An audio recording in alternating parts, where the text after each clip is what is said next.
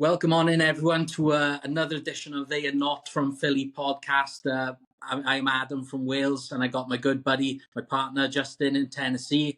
And as you can see, we've got a huge guest with us this week. He's been very, brilliant, donating his time to us this week.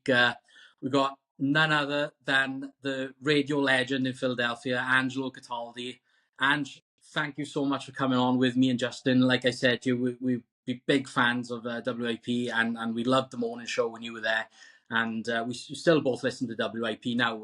But just thank you for taking your time out your schedule. And I know you're retired now, but I imagine you're still a busy man to a certain degree because you know. Not busy at all. Oh, there we Not go. busy at all. I'm pleased to be on with you guys, and I'm very impressed with Justin's shirt there. That's cool. Yeah. It's a great shirt. You I must got have it this won summer. a contest, right? How did you get that shirt? I got it this summer. We took a trip up to Philadelphia. It was my second trip within a year. My son, he's a big Eagles fan like myself, and they actually invited us in to watch the morning show, and Rhea and Joe and James and everybody hooked me and my son up with these shirts and everything. Right. So I wear the WIP shirts all the time. People see me out and they're like, "Are you from Philly?" "No, sir, I ain't." They're like, "No, you're not." We actually went on a cruise this summer, me and my wife, with the company I work for, and I wore the shirt around on the cruise ship, like walking around on deck. You have no idea how many people are like, "Hey, you from Philly?" I thought, "No, I ain't." And they're like, "Wait a minute." If you open your mouth, they'll know you're not from Philly. Yes, sir. Yes, sir. Yeah. Well, Ange, it's, I can't believe we got you on here, to be honest. This is like, Yeah. a huge honor for me and Justin. So, thanks again. So, the Eagles, the playoffs are coming. It's been a great season for the Birds. And, obviously the big news this week around, Philly Sports Talk is obviously Saquon Barkley's not going to be able to try to get the Russian record. Me personally, I'm sort of glad that they've held him back and the starters, especially after the end of last season. I know it was different circumstances because obviously you needed the starters to play last season because of the collapse that happened. But then AJ Brown got injured in that game, and Jalen hurt his finger. But obviously a similar sort of situation this time with Jalen still being in concussion protocol, and it would obviously be great to see Saquon break that record, and for the O-line and for Jeff Stoutland, because he's just been, phenomenal behind the scenes over the years, and and all the other coaching staff to help him get them there. So, but obviously with a tough, run that we could be facing in the playoffs now, I'm sort of, I want the team to be as healthy as possible. But, so I'll ask you, Ange, and just, how do you both sort of feel with, Saquon not being able to go for the record? All right, I just have one question for both of you first. How old are you, Adam? I'm 33. 33. And what about you, Justin? 47. 47. All right, this is such an age issue. Justin, you're right on the cutoff. All right, I'll just say, if you're 40 or under, you are happy they're not going to take the risk. If you're over 40, I'm not sure, Justin, you want them to take the risk because I wanted to do it. We grew up at a time when there wasn't anything like load management. There weren't pitch counts, that you were a player, and that meant you played. And there wasn't any resting. And preseason football games, you used the starters at least a half. You made sure they got work in. And then everybody got more timid, and they got more timid. And guys started making more money. Oh, we can't risk that $20 million player. And now they're afraid to do it.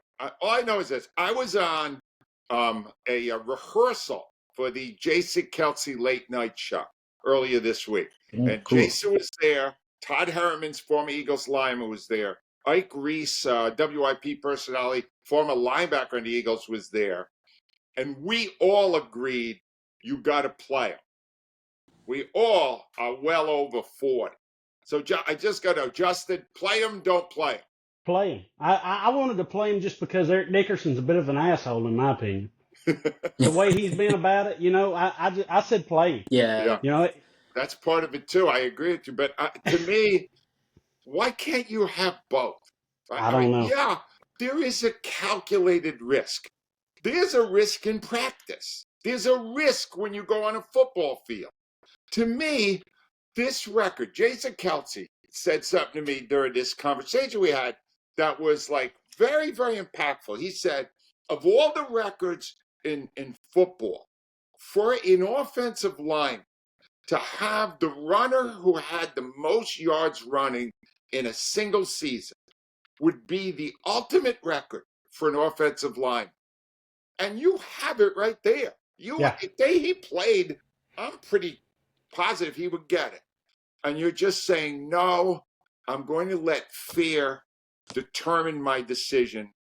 And I just hate it. Adam, it's more than that. It's this whole wussification of sports nowadays. It's your generation was brought up to worry about that stuff. My generation, I'm 73. My generation, it's completely foreign to us. And Justin, you're right on if you were 10 years younger, you might go, no, let's hold off on this. The only important thing is winning the Super Bowl. I remember I called your show very few times because of my work schedule and stuff, but one of the times I called, it was like for a contest, and something that I brought up was load management. And it tickled me to death because you just raved about how good my call was and what you liked about it. Because a friend of mine, his son, all he wanted to do was to see LeBron James play basketball. That's all he wanted. So the closest team to us was either the Atlanta Hawks or the Charlotte Hornets. So he got tickets for when, I think it was Miami. It was either Miami or Cleveland when LeBron was there, to go there. LeBron was not injured. He missed that game due to load management. And that's all that kid, that was this kid's Christmas present. That's the perfect story. Tickets are not tickets. That's what you said. Tickets are not cheap for folks. And he had to drive like 4.5 hours to Charlotte or 4 hours to Atlanta. I forget where it was, but LeBron was out that game for load management. And that kid was heartbroken, man. And I don't know that the kid even watches NBA anymore, to be honest with you. But they don't understand there is going to be a price to pay for taking stars and not playing them when people are paying money to see them play. Yeah, that's just part of it. If you bought tickets to the Eagles game on Sunday and Saquon wasn't playing and all these other stars are not playing, you're not getting your money's worth. Yeah. You're not getting it. Ticket prices right now on all the ticket apps like SeatGeek, TickPick, and all that, they're bottoming out. Like I've watched tickets all season because I thought about trying to come up to watch a game this year, but like they've been around anywhere between $200 $300. Like right now, you can sit in the nosebleed for $40 $50 because they know nobody's playing. Exactly. Yeah. And I just wonder about the rust factor.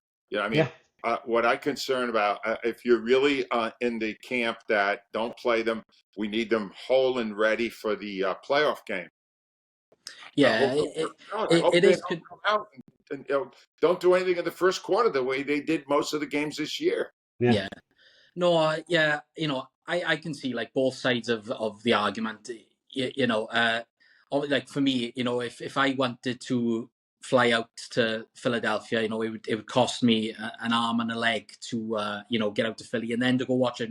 I've looked at ticket prices for Eagles games, and I think the cheapest price I have seen is like $500 $600 for up in the gods. So so it would cost me a lot of money to get out to Philly. When I went out to Philadelphia, it was because I was sightseeing in New York, and I said to my wife, "Can we get the train to Philly? Because I got to see Philly, and I got to go see the Rocky Steps." And like this photo is from the museums. I ran up the Rocky Steps. I did all that and what have you. But we wasn't able to see a game because it was at Christmas time. So it is tough because you want to see plays like me and Justin have talked about before. Like with the Sixers, they load manage Embiid, and especially this year.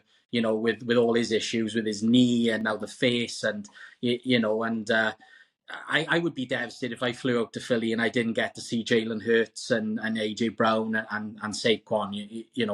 I would be, but it's I don't know. It's tough for me. Like I opt for playing guys in preseason. Like I do think especially the Eagles, the way that we sort of get off to these slow starts at the start of the last two seasons.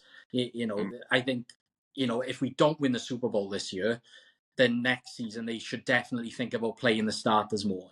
but it won't happen. We know it's not It going to won't happen. happen. No. And you understand why it won't happen. It's not Sirianni. Nick Sirianni's not making the decision. No. The No. coach does not have that authority on the Eagles. The decision is made at the highest level of the Eagles, the ownership level, the GM level. Jeff Lurie and Harry Roseman make those decisions, and then whatever they decide, Nick Sirianni has to sell to the public. So whatever Nick is actually thinking, and keep in mind, his father is a football coach, and his father, I don't think, would subscribe to this philosophy, right? Because No. he's older. He's like in his 60s. So I would think that he's got to keep his mouth shut. Nick's got to keep his mouth shut and do what the bosses tell him to do.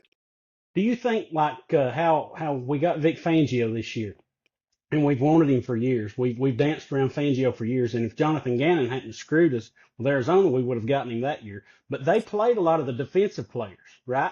So you've seen how well the defense has been this year. Do you think that's part of it? Like, because he said, I want to get my guys reps, and a lot of those guys played. Look what it's done for Nolan Smith. Yeah. That's the irony, though, of what's going on here. If Jeff Lurie, if the owner of the team or the general manager called in Vic Fangio and said, here's what we want you to do, Vic Fangio would tell him, I'm the coach, you can't tell me.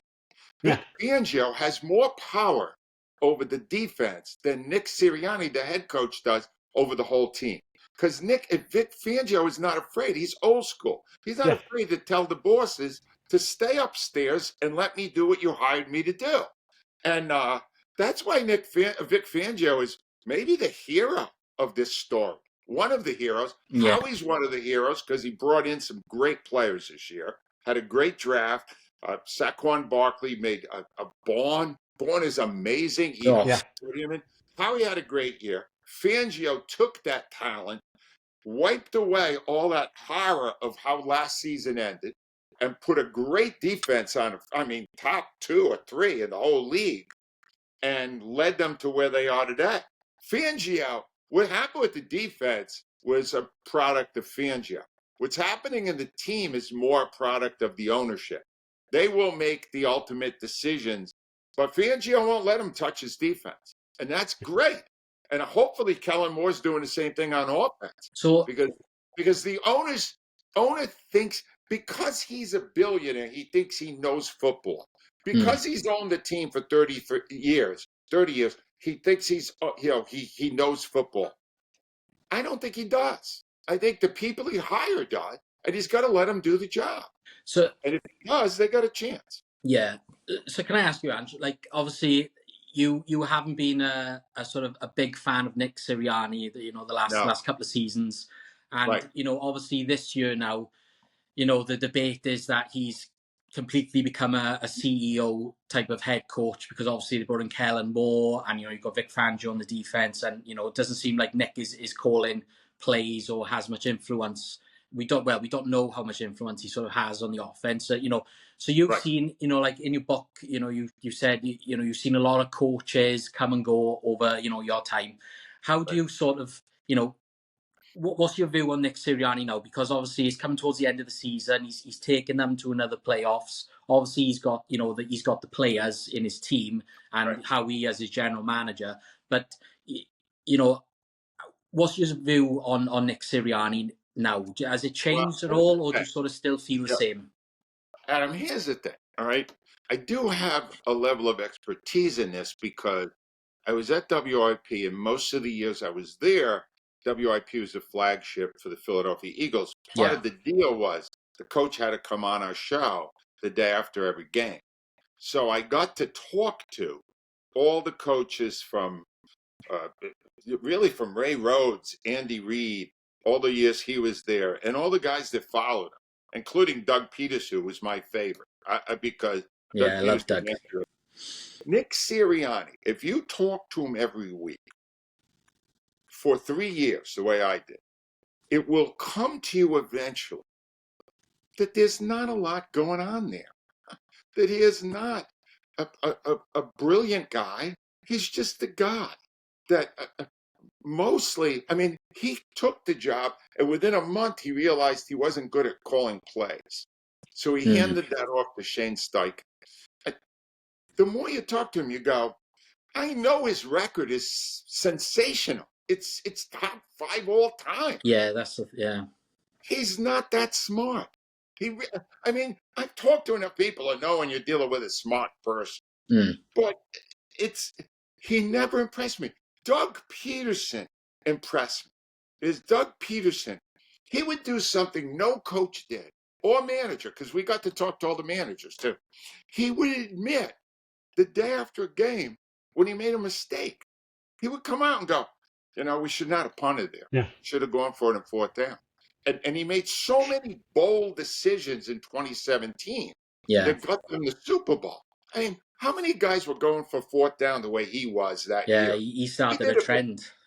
And he did a trick play against the greatest coach of all time just before the half. I know. That crazy play. It was nuts. Did. Now, Nick Foles had the idea, but he said yes to it. Yeah, he's got to give it, To me, there's no better word for it. That's balls. That's chutzpah.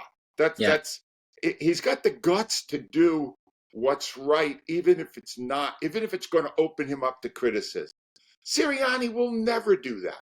Sirianni is afraid of criticism. He's afraid of his bosses. To me, the big shame here is that Doug Peterson, after a couple of years, he wins a championship, and then he wants his own assistants, and that's it. That leads to his departure. Because God knows he should have his own assistant.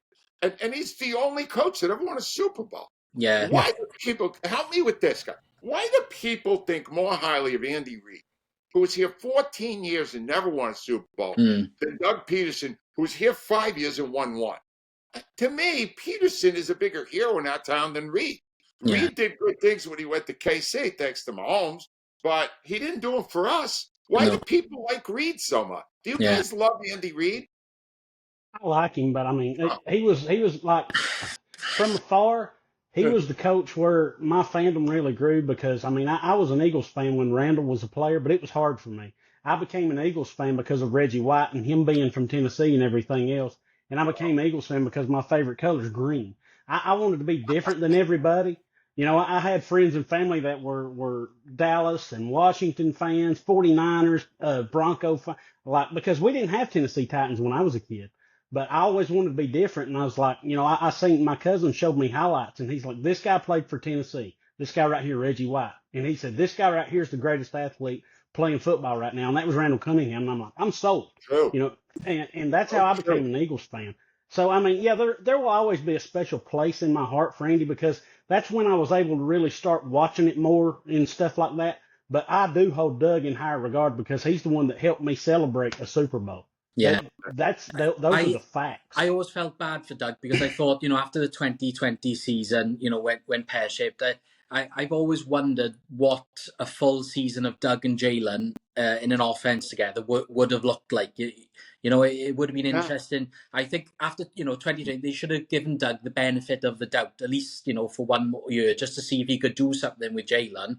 And I think he would have. He won the Super Bowl. But he should have been given that benefit of the doubt. I was a Carson Wentz guy. When I became a fan of the Eagles, I came in with Carson and Doug. So they were my. I was LTBB and all this, and then I had to suffer through the breakdown of Carson Wentz, which was tough. But and I didn't want to see Doug go. I thought they done him a bit dirty there, and they should have given him another season with Jalen to see how that could have gone. So yeah. But, the playoffs are coming up now. Wildcard weekend is next week. Jalen is still in concussion protocol. They're resting the starters. And, it sort of looks like it's going to be Green. I think it'll most likely be Green Bay. Washington will beat Dallas tomorrow, I think. And so how do you think we're going to look in the playoffs? How do you think the defense is going to look? Do you think Jalen could have some rust because he's not going to be back until he's cleared concussion protocol? So how do you think we're going to fare with these opponents? I'm worried about it. And the reason I'm worried about it is the rust factor and the fact that Hurts, I'm going to assume he will clear concussion protocol. It didn't look like that big a thing when it happened on the field. And I think maybe if they needed to win Sunday, they would have forced a decision on this week. I have a feeling he's going to be cleared right away after the games on Sunday. But I'm worried about it because, first of all, Hurts will not have played for a month, right? Yeah. Now we're asking him to, get him off to a strong start. Green Bay is no pushover. Green Bay's played some very good football the second half of the year, especially when the Eagles beat them the first game. That was tough too. It's not going to be a walkover. The benefit the Eagles have, to me, is being at the Link and those fans and playoff atmosphere. That's going to be a big advantage to them. But I'm worried about that. I'm worried about so many of the best players not playing for 2 weeks and being ready when they need to when the ball is snapped. And knowing that Green Bay is a good team with good coaching. So don't take anything for granted. This is not a first week bye. This is a game you got to play well in. Yeah. And I just hope they're ready for it because, look, you got to know this, though, before you go any further. I'm the jackass who predicted the Eagles would win 5 games. This is not a team. Right. So if you're looking for any wisdom from me, understand my recent history. I thought the collapse of the end of last year would continue, especially because no Jason Kelce, no Fletcher Cox, no Hassan Reddick. And I went, how are they going to be better without that? Well, I'll tell you how now. They're going to have Saquon Barkley, and he's going to be amazing. And Vic Fangio is going to totally fix the defense. So they'll go from 30th to 1st, and then they're going to be fine. Who knew that? I didn't know. I know. So, and those first few games were very worrying to watch as well because, we were 2-2 before the bye. The defense didn't look great. I know we had some injuries, but Jalen was throwing interceptions. He didn't look fantastic. So, it was very worrying. Yeah, it's going to be fascinating. This is why the NFL is so great. The sense of anticipation, What are they going to do in the playoffs? And if they win the first one, who are we facing next? It's great. There's nothing like the NFL. Yeah. They just give you. I'm already starting to go into a period of mourning because once the playoffs come, then the season's almost over. And then I have 30 weeks to kill or so till I get another season. And that's well, we brutal. got the Phillies. Baseball will be back. Baseball is, look, I used to be the biggest baseball fan. I still watch it. I still follow it. It's not football. No, of course not. No. Nothing is. And that, you just got to deal with it. Speaking on the playoffs, everybody keeps going back and forth between Minnesota and Detroit, and who would you rather face? Personally, right now, I may sound crazy, but personally, with all the injuries Detroit has, especially to their defense, if I had to go to Minnesota or Detroit for the NFC Championship, I would say Detroit. What would you say right now, Angelo? All right. I'm going to say that I would rather face Minnesota, but again, not objective. I have a man crush on Dan Campbell. Right? the head coach of the Detroit Lions is my kind of coach. He's a fireball. Like last week, he didn't have to play his starters. The game had no meaning. Yeah. It all comes down to Sunday night when they face off against the Vikings, and he played his starters. And he's got that, I don't know, that if people even remember John Wayne or Charles Bronson, he's got that macho, we're going to knock their heads off kind of look. Which is a far cry from Nick Sirianni. It is a difference.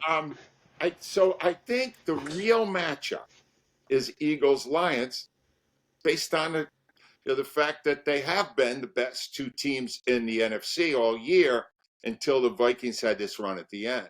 But I can't wait to see the game on Sunday night to see if the Lions can perform at a high level with a lot of players out. A lot of players out. I think that's really.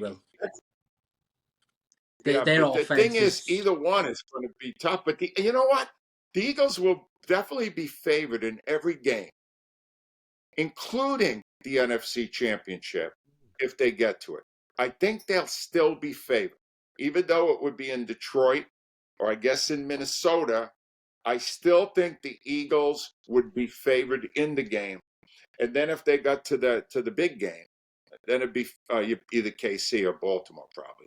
And I think I3 said it on the afternoon show. There's like, even if Minnesota or Detroit wins and clinches that number one seed, there's a good chance one of those teams could slip up and lose that game. But especially Detroit with, like we said, the injuries. So he said being in the number two spot, it isn't the end of the world. It's not where you want to be, but it ain't the end of the world either. But that bye, whoever does get that bye has a very big advantage. Yeah. Because that's a week where a lot of people get knocked off and they're just waiting there and plotting their next move. And we've seen it over and over again. That bye has great value. So whoever wins that game will have an advantage. I just think the Eagles right now are a better team than the Lions because of the Lions' injuries, and have always been a better team than the Vikings based on the way the two teams have played. So the Eagles should be favored. We'll see. The Eagles could be the team that stumbles too. We don't know. Yeah. The last two times we reached the Super Bowl, in 17 and in 22, I think we were top two in defense and in rushing. And right now, we're top two in defense and in rushing. So, I mean, we got that going for us. Running the ball works. You know, we always heard the last several years that Howie and Laurie want to throw the ball.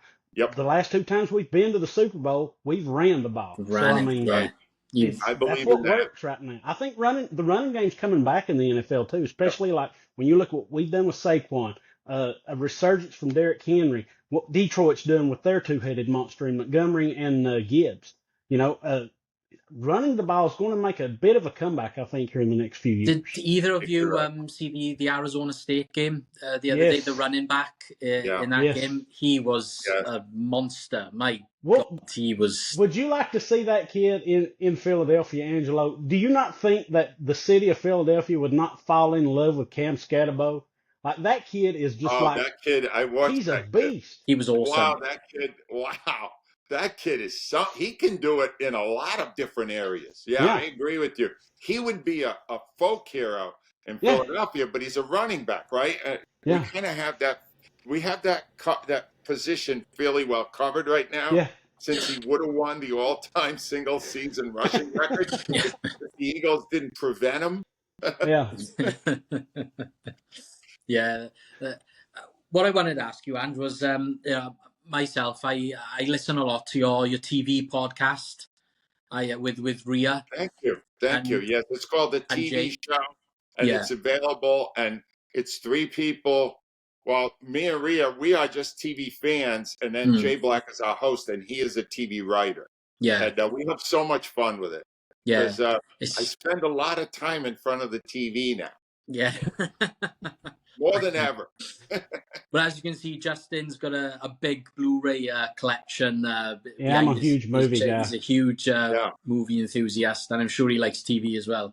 But I enjoy that podcast to do as well. It's all, it's nice to hear like insights of stuff that go on behind the scenes and things like that. And it's three of you are quite funny together as well. And it's just nice to be able to hear you again as well. So yeah, what I wanted to ask you as well, the Wing Bowl documentary. That's out right now. Is I live in the UK, so I'm just wondering if this is going to be available in the UK at all. Because I've read the stories from your book about it, and it just sounds so funny and entertaining. And I'd love to be able to get a chance to see it. It's so good. I can't tell you. Right after I retired, almost 2 years ago, these two guys came to me, Frank and Pat, and they said, we would like to do a documentary on the Wing Bowl. And I worked with them. They did 99% of the work, but I worked with them for pretty much a whole year. And it debuted at the Philadelphia Film Festival. Its actual title is No One Died, because after each one, we would go, well, no one died. So I guess we could do another one.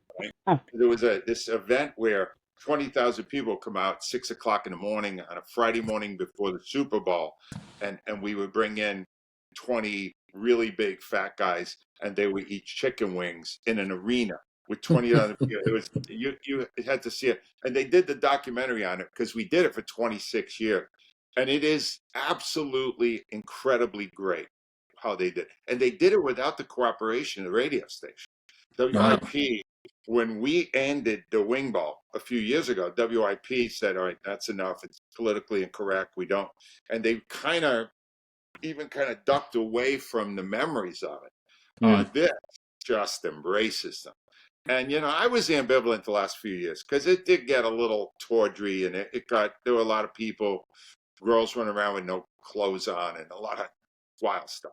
But bottom line is, when I saw the documentary, and it did not ignore all that stuff, I found a new love for the event. It was as good a radio promotion as any that I can ever recall, because we had so many people, and said the city loved it. They called it another Mummers Parade. Whether or not, here's the thing, it was available at the film festival. It won a big award at the film festival. Oh, wow. Great. Fantastic. It beat stuff. All right. Now, this is the hard part. And this is the inside TV stuff that you have to experience to realize. Now, these guys that put all this money up to make this thing, 40 interviews with the top people, lots of footage, rights for songs, all the stuff they had to do. Now they got to sell it. They got to get Netflix or Amazon or some streamer to do it. And they're in that process now. And needless to say, the fact that it won a film festival award is a big help. We have no idea when or if this will be available. I'm sure it will at some point be available, but I would like to see these gentlemen at least make their money back. Yeah. Put a lot of money out for exactly. it. Yeah, and a lot of work as well. Great. The thing is, there were 500 people there at the film festival, and I'm telling you, they were raving about how entertaining it was. It was so fun. And I'll be honest with you, there's a guy who is basically immortalized for how well he vomited. And I can't. It's not highbrow stuff. No. But it's really entertaining. Yeah. And no one died. Believe me, Adam, I will let you know, because once it hits the streamer, it's going to be everywhere. Yeah. It's just please let us know. That's great. And that happens when somebody buys it. And I'm sure it will soon. Yeah. Well, I watch a lot of documentaries. I haven't seen one that's any better than No One Died. So I'm hoping. Oh, wow. Yeah. So real quick, I've got one thing for you. Adam and I both came to WIP later in life through it was, for me, originally it was radio.com app. Right. And then they changed over to Odyssey. And the way I found it was through James Seltzer and Elliott Shore Park's show, Go Birds. And that's how I found it. It was John Barchard and James Seltzer in the beginning, and then Elliott came along, and it went from there. But like after the Super Bowl is kind of how I may be 47, but I'm like, my wife says I'm like 87, because I didn't want to download apps and stuff like that. But once I downloaded the radio.com app at the time, I would be at work and I would sneak around with my ear pods and stuff and listen, because it's kind of frowned upon, and then now I just do it. They just overlook it now. Yeah. But listening to you, Al Morganti, Keith Jones, Rhea, when y'all had Wechter, when he would chime in with his little things, it was great, dude. Like your guys' chemistry was so good, and then like just the nonchalant stuff like Al would chime in with, or Keith Jones. Like there was a clip you guys, it would pop me every time. Like somebody said, "Oh, my cheek hit the phone," or something like that, and Keith said, "What are you doing with it way down there?" You know. I mean, you guys were so great, man. And the thing that I miss about it is like a lot of the callers for your show don't call anymore. Yeah. Like Big Groove, Eagle Shirley, she calls into the afternoon show a lot, and we had her on last week. Yeah. But awesome. you know, she's brilliant. Yeah. Shirley is phenomenal. I love Shirley. And she gave us the Eagles chant at the end when we were signing off and everything. But I know you're enjoying retirement, but I know you didn't probably like getting up at, being at work at 4 a.m. But if there's one thing you do miss working, Ange, what is it? Every once in a while, there'll be a story and I'll want to say something. But I kind of dealt with that. Right after I retired, I wrote the book, so that took a while, right? And then we had to go on book tour. That took a while. So now I'm about a year from right around this time last year, I was done with that. And then I said, you know what? I have these things I want to say. So I just went to my website and I said, I want to start a blog on the website. And I'll give my thoughts. After an Eagles game, I'll write something every Monday, right? And I find that took care of the one thing that I miss, which was when something big happened, I like to say what I thought of it. Yeah. And I can do that now. The rest of it, I got to tell you, Justin, 33 years is a long time to do one job. Oh, I bet. Yeah. And I left at the right time. I have no regrets about when I left. And I don't look back, really. It's funny. I now have found a great way to spend my time. I spend it with my grandkids. A lot of time with my grandkids. A lot of time with my family, which I should have done more of when I was so crazed about my career. But, you know, I had a great run. I was lucky, man. I got through 33 years. I said a lot of stuff in the first 5 years that would have gotten me fired in the last 5 years. Right? Probably. Yeah. So I survived the cancel culture and I survived all that stuff. And I just wish that I'm so glad you were in the WIP thing. My allegiance to the station and to the people that are there, especially Rhea, who still represents us on the Love morning Rhea. show. Yeah. That's what I root for. I hope we just continue to have great success because in a way it's a building block off of what we did. Exactly. That's what I was going to say. I don't think WIP would be where they are without you and Howard and those guys laying the foundation to get it to where it is today, to where others can keep climbing and working and building off what you guys laid the foundation for and built. And like I said, I hate that I was so late to the party. Yeah. But I mean, I don't know when the radio.com app came along and switched over to Odyssey and everything, but I'm glad I did get to experience a few years with you. And those Gabe Kapler interviews, they were hilarious, dude. They were hilarious. I'm sorry. Yeah, that's what I mean when I say I like a coach who's honest, like Doug Peterson. Yeah. Because Gabe Kapler never said a thing that he believed. No.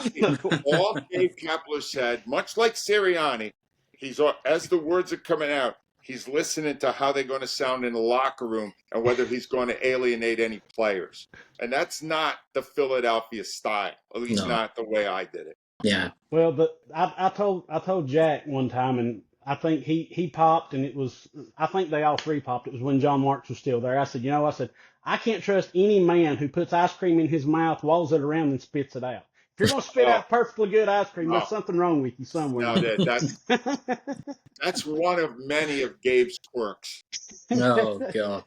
We won't even get to the coconut oil. No.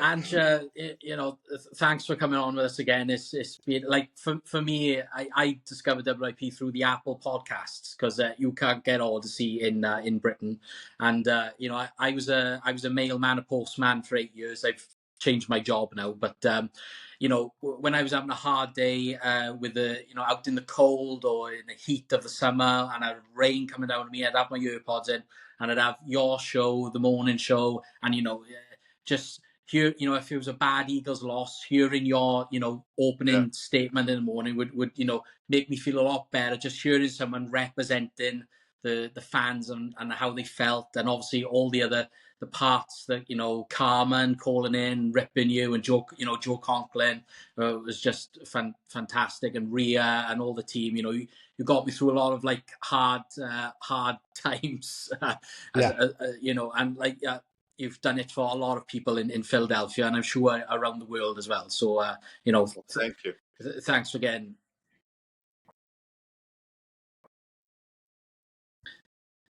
No, it was an honor for us. Thank you, Angelo. It was an honor. Appreciate it. Thank you. See you soon. Thanks, Ange. See you. Well, everyone, I mean, that was just amazing. The legendary Angelo Cataldi was just with me and Justin from Tennessee. We're just two regular guys who, love Philly sports. Like I said, this is like a fan podcast. So, we're just two fans, two buddies. To get someone like Angelo to come on here with us, I took a shot a couple of weeks ago, and I couldn't believe he even replied to my email. So I just appreciate that so much, and thanks again, Angelo. And we had Eagle Shirley on with us last week. She's a legend in her own right. She's like the queen of fandom in Philadelphia. Yeah. So, for me and Justin, this is just absolutely insane. I still can't believe Angelo Cataldi was just on with us. So, just say, I don't know you. Well, I'm sure you feel the same. Like that was crazy.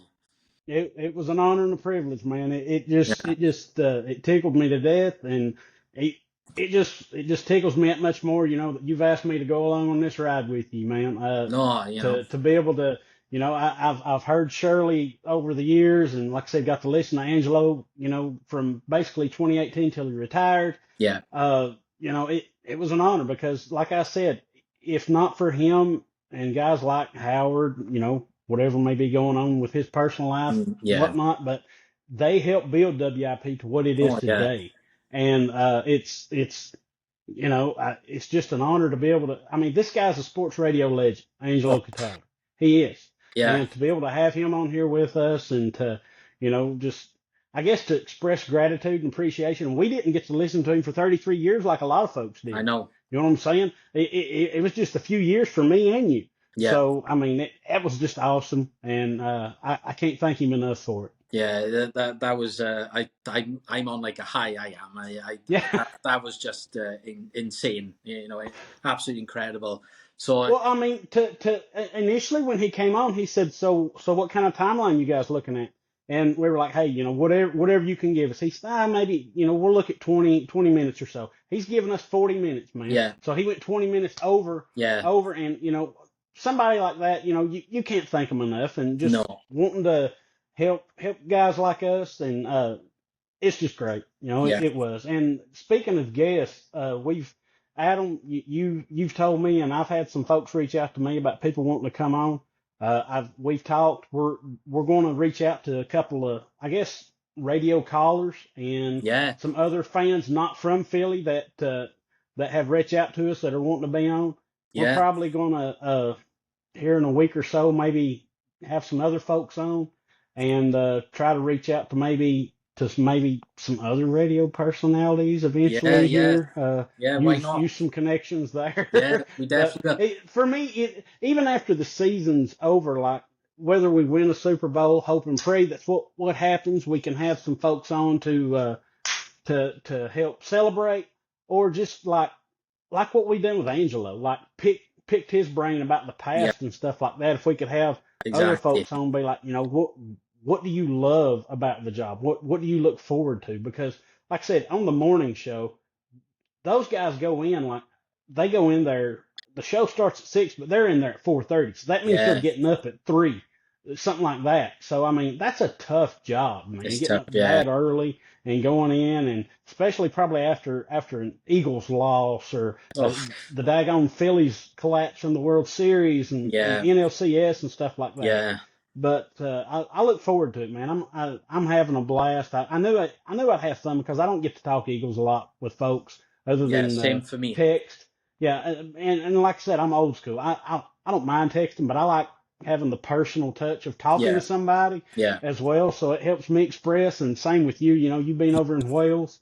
So, I mean, it's just awesome. Yeah. That's all I can say. Yeah, that's what we're going to do. We're going to, this is, they not from Philly. This is for fans who aren't from Philadelphia. This is for fans that are obviously in Philly and notable callers to radios and podcasts. I want to get as many people on, include as many people as possible, because that's sometimes like we've just spoke about.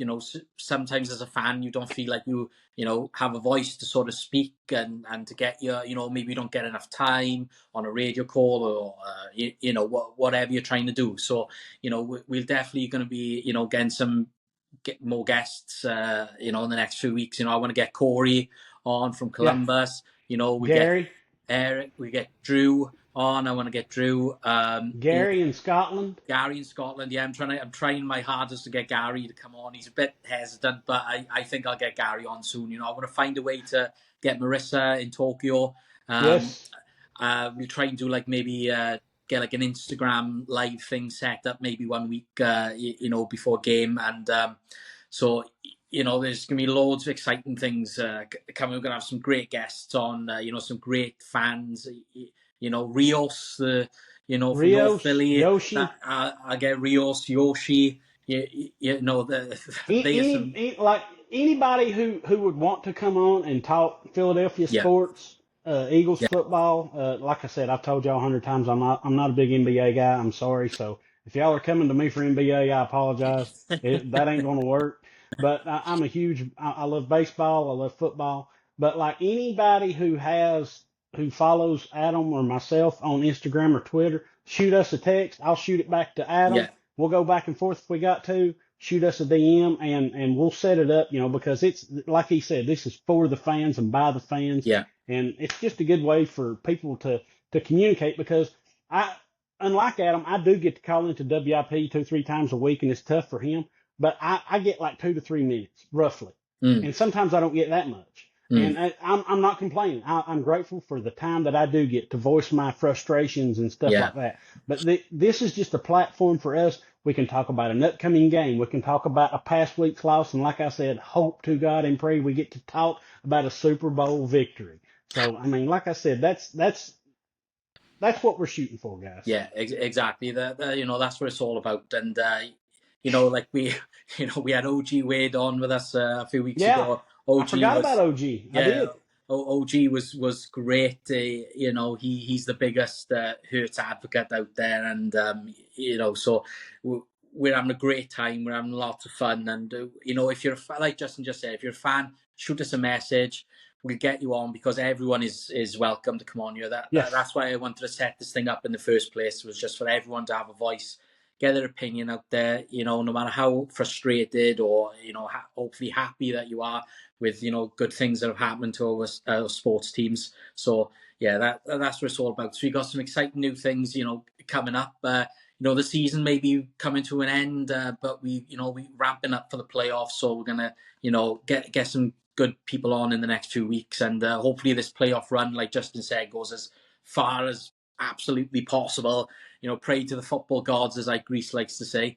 So yes. It's going to be great. So we can't wait, everyone. So hope everyone is enjoying what we're doing so far, and we're grateful for sort of every compliment, every subscribe to us on YouTube, every follow. We appreciate everything, because we're just doing this because we love Philly, we love Philly sports, and that's what it's about. So yeah, exactly. Big, the Giants on Sunday is going to be the backups. It'd be nice to see the backups, I suppose, get some reps and see what they look like. Be nice to see Tanner McKee start his first game. So we'll see how that goes against the Giants. It looks like hopefully Tanner has a good game, but I do want to see the Giants win, because that hurts their draft stock. Oh yeah, true. Yeah, true. Yeah. I mean, this ain't going to hurt us none. I think the Giants will hurt themselves in the draft anyway. I mean, they always do. They couldn't beat Howie to the punch to get Devontae, those years, a couple of years ago, and that was great. Yeah, didn't they wind up with Kadarius Toney that year? Yeah, and he's out of the league now. He's been cut 2 or 3 times. So yeah, so there we go. And so it looks like we're going to have the Packers or Washington, but I think it's going to be the Packers. So that's going to be a tough game. And then if we get past the Packers, real quick with the Packers, I did see where Jair Alexander's probably out the rest of the season, unless they make the Super Bowl. So I mean that's going to help us. I mean I hate to see anybody get hurt. I really do, but that's just going to help the Eagles, because it's tough enough to cover AJ and Devontae when you have a Jair Alexander, but when you don't have him, that's going to make it that much tougher. Oh yeah. So yeah, this is going to be probably one of the toughest runs for the Eagles for a long time in the playoffs. Without we haven't got the bye week, so they're resting the guys now on Sunday. So hopefully that will pay off in the end, and it won't become a big sort of whatever happens is going to be a big talking point anyway. But hopefully we'll be on the positive side of things, and so. We've got the Packers, and it could be the Rams or Washington in the next round. Then after that, so that will be, another tough game. And then you've got, the NFC Championship, and most likely the Lions are going to be there, or the Vikings, so it's going to be tough. So, but we've got, we got the key players to do it this year. We're in one of the best positions we possibly could be. We're nearly 100% healthy. So, we're in a lot better position than maybe some of the other teams, so let's hope we can do it. Just let's see what happens. But exciting, nervous times ahead. But we're in it. We're in it now. We're in. This is what we want. We're in. This is what we want. We're in. We gotta do this thing now. So everyone, thanks again for tuning in today. And we got some exciting things coming up. Like we said, we're gonna have loads of more guests, loads of more fans coming on with us. We can't wait. The playoffs are here. It's exciting time. Like Angelo said earlier on, there's nothing better than going through NFL playoffs. It's very exciting and it's just awesome. So yeah, thanks again, everyone, and we'll see you next week for the first wildcard weekend. It's going to be a big show next week, so hopefully we'll have a couple of guests on with us as well to get us ready, get us excited. So yeah, thanks everyone for tuning in. Go Birds. Love y'all. Mean it. Go Birds.